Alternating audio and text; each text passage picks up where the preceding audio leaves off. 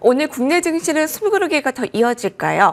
사흘째 하락이 나타난 미국 증시 3대 지수. 오늘 그와 연동해 코로와 EWI 양한 선물 모두 마이너스입니다. 거기다 원달러 환율이 1,400원을 돌파하면서 외국인 수급이 흔들리지 않을까 하는 우려감에 대해서도 오늘의 키포인트가 아닐까 싶습니다. 함께하는 박승진 하나증권 리서치센터 해외 주식 분석실 실장님 만나서 집중 분석 들어보겠습니다. 안녕하십니까? 네, 안녕하십니까? 물가 지표, PCE 지표를 앞두고 연준 안에서 계속 고민이 좀 깊어지고 있습니다. 이제 오늘까지 빠져서 3일째 숨고르기, 좀 시장 평가 어떻게 하고 계신가요? 시장의 버블로는 사실 이게 처음 있는 건 아닌 것 같습니다. 저희가 2023년부터 AI 쪽이 부각이 되면서 이 테마 관련해서 산업들이 계속 강세를 좀 보이고 있고요.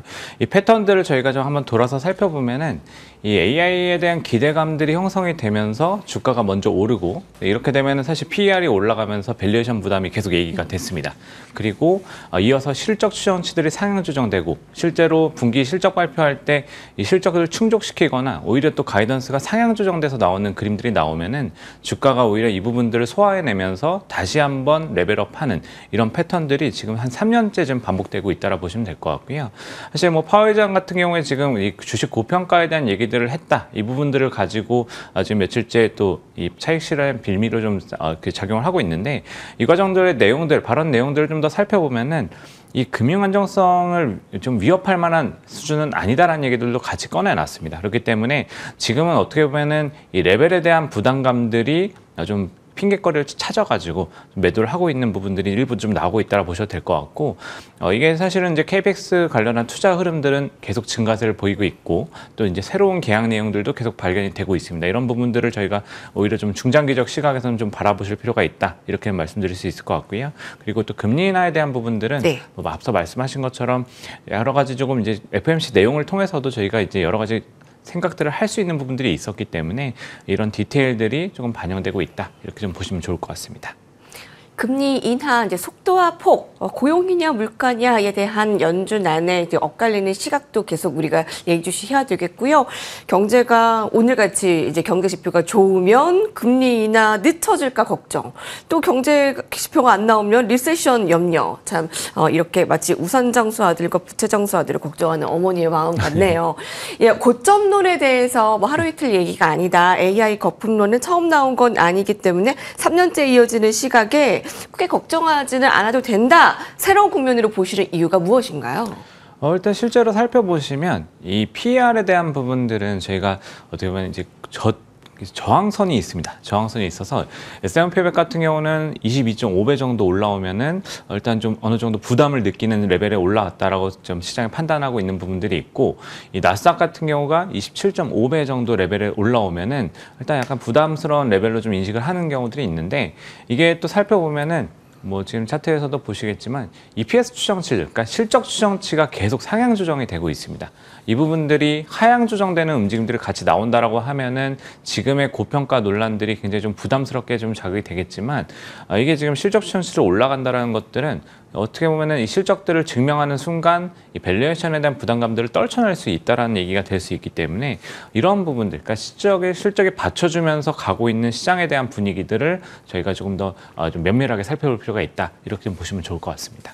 핵심은 주가가 오르면서 실적 추정치도 같이 오른다라는 거군요. 네. 만약에 반대로 주가는 오르면서 실적 추정치가 낮아지면 그게 바로 거품론이고, 우려감, 네. 고점 논란에 대한 그런 버블 논란이 뒷받침이 될 수 있을 텐데, 네. 아직은 그런 게 보이지 않는다라는 네, 말씀을 맞습니다. 해주시네요. 주목받는 핵심 테마 ETF, 오늘 집중 분석해서 보려고 하는데요. 해외 주식 분석실에서 좀 유심히 보는 이 ETF들 어떤 것들이 있을까요? 일단 지금 조정이 있기 때문에 어떻게 보면 AI 쪽에 대한 포지션들을 한번 늘려볼 수도 있다, 뭐 이런 것들 거꾸로 생각을 해보실 수 있을 것 같고요. 사실 AI 테마 ETF들은 시장에 굉장히 많은 종류들이 상장이 되어 있습니다. 뭐 지금 가장 또 많이 아시는 종목 중에 하나가 이 AI를 뭐 티커에다 직접 담고 있는 뭐 AIQ라는 ETF가 있고요. 그리고 또 이 부분들을 또 응용하고 조금 더 확장한 국면에서 이제 보는 것들이 ARTY라던가 THNQ 이런 종목들이 있는데 뭐 이런 부분들 간단하게 차이점들을 말씀드리면 이 AIQ는 정말로 이 테크 그러니까 소프트웨어랑 하드웨어 기업들로 구성된 ETF라고 보시면 됩니다. 정말로 그 AI를 직접 가져가는 기술주들 중심의 ETF라고 보시면 되고요. 그리고 ARTY 같은 경우는 요 AIQ의 어떻게 보면 포트폴리오, 그러니까 테크주 중심의 기술주 중심의 포트폴리오에다가 약간 인프라 쪽을 같이 얹어 놓은 ETF라고 보시면 될 것 같습니다. 그래서 뭐 버티브라던가 약간 이 전력에 대한 인프라까지 같이 커버할 수 있는 ETF가 ARTY라고 좀 보시면 될 것 같고요. 이 THNQ도 같이 말씀을 좀 드렸는데 이 THNQ 같은 경우는 AI를 가져가는 이 테마 안에서의 인프라까지 가져가는 이 세트뿐만 아니라 AI를 활용해서 실제로 자기 비즈니스에 응용해가지고 이 생산성을 높이고 있는, 효율성을 높이고 있는 이런 기업들까지 같이 포함된 좀 더 포괄적인 AI 테마 ETF라고 좀 보시면 될 것 같습니다. 뭐 국내 종목들 같은 경우는 뭐 여러 가지 종목들 굉장히 많습니다. 뭐 아시다시피 AI로 검색을 해서 ETF를 찾아보시면은 굉장히 뭐 50개, 60개 넘는 ETF들이 쭉 나오실 텐데 뭐 그 중에서 조금 이제 집중하는 포트폴리오를 가져가고 싶다라고 보시면은 이 코덱스 미국 AI 탑 10 이런 ETF들이 있고요. 뭐 라이즈 미국 AI 밸류체인 탑 3 플러스 뭐 이런 종목들 같은 경우가 주요 종목들에 대한 포지션들을 확실하게 좀 집중해서 가져가는 포트폴리오이기 때문에 뭐 이런 부분들도 기술주에 대한 부분들을 보고 싶으시다라고 하면은 살펴보실 수 있고 뭐 사실 저희가 이제 AI 하면은 저희가 전력 얘기들도 항상 할 수밖에 없는데 네. 뭐 전력 같은 경우는 미국 ETF 중에서는 GAP라는 ETF가 있습니다. 이게 뭐 최근 2년 사이에 이제 나온 ETF이기 때문에 어떻게 보면은 최근의 트렌드, 전력 트렌드를 잘 반영하고 있는 ETF로서 저희가 접근할 수 있는 이런 부분들이 있고요. 우리나라 같은 경우도 이제 여러 가지 종목들이 같이 상장이 되어 있는데 뭐 말씀드렸던 이제 코덱스의 미국 AI 전력 핵심 인프라 이런 ETF들이 조금 더 포괄적인 전력 인프라를 가져가는 종목이고요. 그리고 뭐 솔 미국 AI 전력 인프라 핵심 ETF 같은 경우는 조금 이 포괄적인 부분에서 원전의 비중을 좀 높여놓은 이런 AI 테마 ETF들이 있다. 좀 이렇게 좀 관심을 갖고 좀 보시면 좋을 것 같습니다. 네.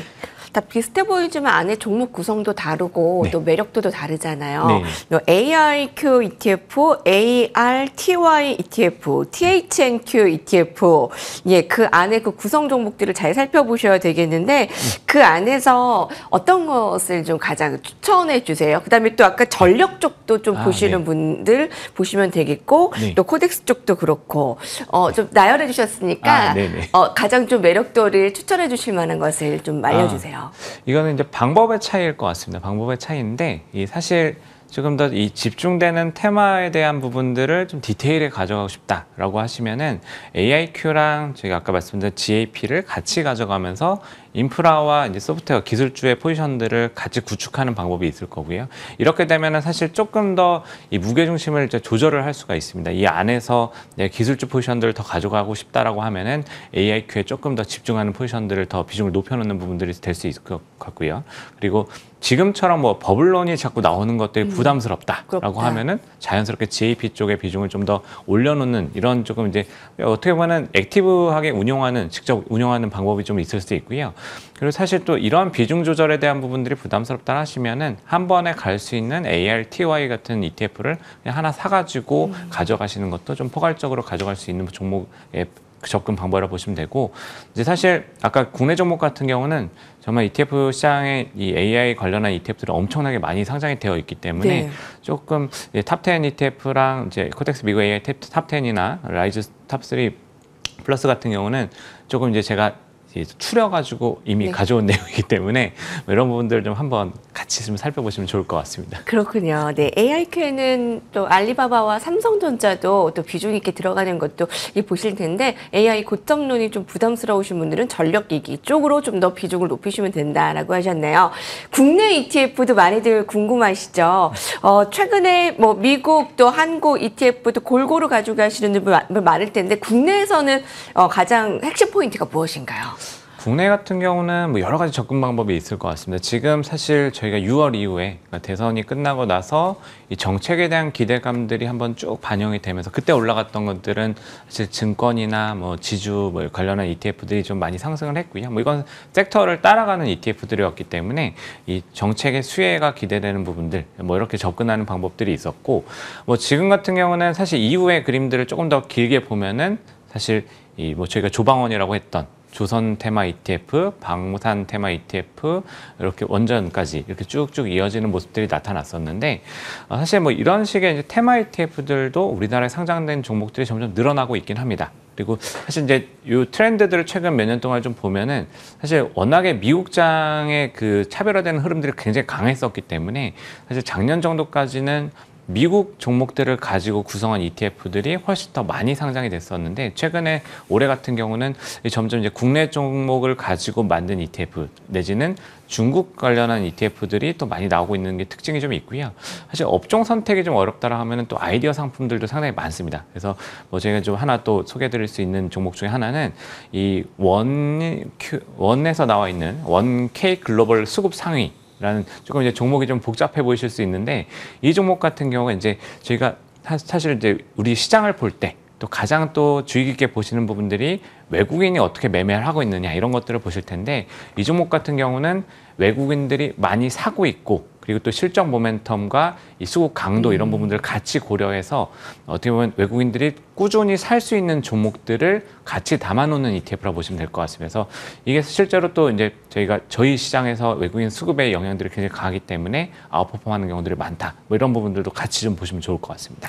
외국인 매수 상위 종목을 따라가는 그런 ETF도 굉장히 관심이 크네요. 네. 근데 외국인들이 지금 이제 원달러 환율 1,400원 올라가면서 매력도 떨어지는 것 아니냐 우려감에 네. 대해서는 총평을 어떻게 하세요?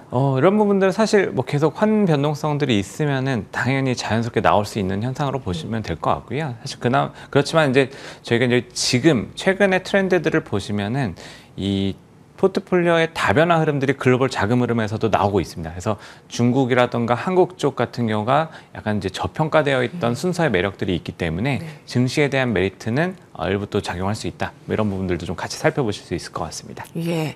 지금까지 박승진 하나증권 리서치센터 해외분석실 실장님과 이야기를 나눠봤습니다. 감사합니다. 네, 감사합니다. 이 시간에는 미국과 한국의 균형 있는 포트폴리오, 그리고 주식뿐 아니라 ETF 등 또 금과 자산 시장에 대한 매력도를 평가하는 시간이니까 하루도 빠짐없이 전략들을 세우시는데 함께 하시면 좋을 것 같습니다. 자, 금요일 오늘 하루도 힘내시고요. 모든 여러분들 수익 크게 챙기시길 바랄게요. 고맙습니다.